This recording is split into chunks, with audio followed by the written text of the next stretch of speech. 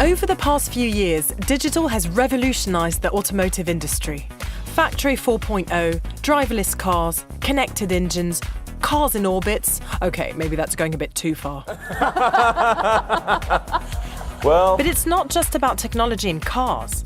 Digital can also be used to improve the quality of services for users who expect a unique, customised, seamless experience.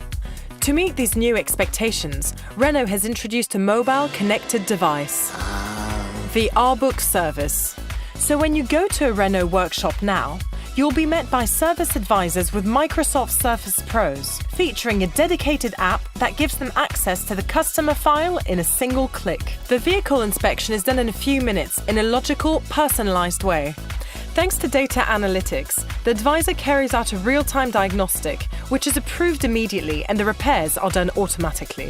Less time, a better service, and a more personalised approach. All in all, a positive customer experience. Hats off to Bill Gates for his innovations. To address Renault's need for a mobile, personalised solution, Econocom advised the carmaker on the choice of device and assisted them with operational implementation, preparing and rolling out the tablets at the workshops and implementing the app. Econocom also provides hosting and technical support to ensure a faultless user experience.